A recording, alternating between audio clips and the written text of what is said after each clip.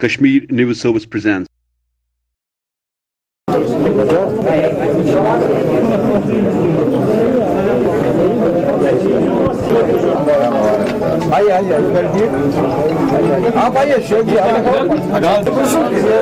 President Congress के रहे हैं पिछले 10-15 साल में, तो वो आज अपनी पार्टी ज्वाइन कर रहे हैं फॉर्मली। तो पिछले कुछ महीनों से हम इस इंतज़ार में थे कि ये ज्वाइन करेंगे। तो मैं समझता हूँ कि इनका ज्वाइन करना हमारे लिए, हमारी पार्टी की सेहत के लिए शोपियान डिस्ट्रिक्ट में एक नेक फाल है।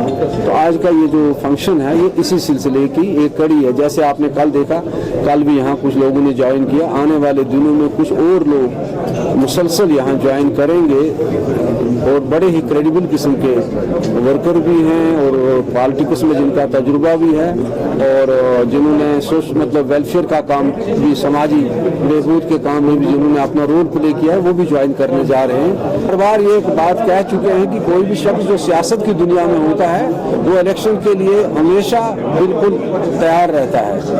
उसके पास जो साजो सामान होता है, जो उसके पास उसके वसाइल होते हैं, वो हमेशा उनको बरोकार लाकर अपने आप को तैयार रखता है। असेंबली के इलेक्शन जब भी होंगे तो हम उसके लिए तैयार हैं। अलबत्ता हम बार बार इस बात को दोहरा चुके हैं और आपके माध्यम से मैं एक बार फिर इस बात को दोहराना पसंद करूंगा कि गवर्नमेंट ऑफ इंडिया जो बराह रास्त आज यहाँ कंट्रोल कर रही है, क्योंकि बदकिस्मती से ये हमारी जो रियासत है वो अब यूटी बन चुकी है, तो जितनी जल्दी यहाँ इलेक्शन हो, जितनी जल्दी एक सिविल सियासी हुकूमत का कायम हो, उतना यहाँ के लिए हमारे मफाद में है। तो हम कोशिश कर रहे हैं, सरकार से बार बार हम ये मुतालबा कर रहे हैं, बार बार इस बात को दोहरा रहे हैं, निजी महफिलों में भी, मीडिया के वसातत से भी, कि इलेक्शन जितनी जल्दी हो इतनी जल्दी होनी चाहिए और डिलिमिटेशन जो है वो जल्द अज जल्द वो प्रोसेस कंप्लीट किया जाए और लोगों को अपने जमहूरी हक इस्तेमाल करने का मौका दिया जाए। बात है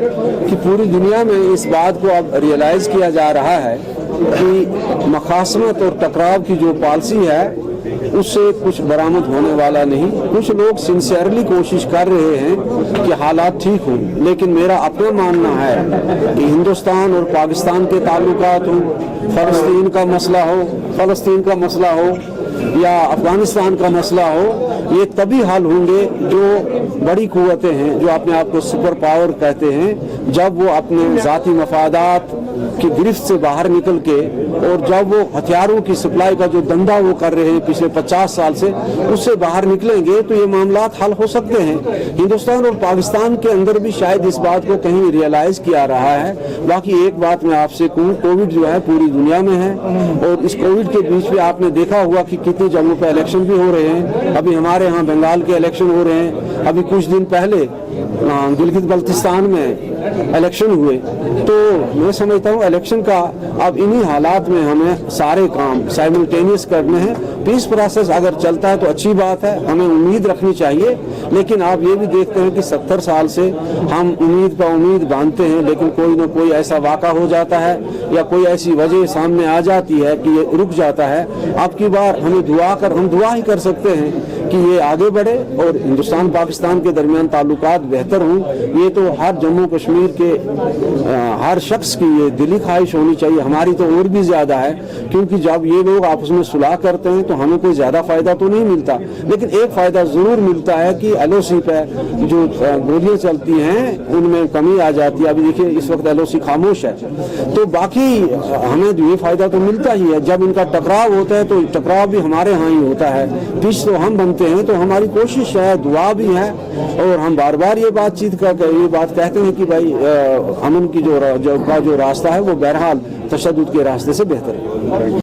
Thanks for watching Kashmir News Service.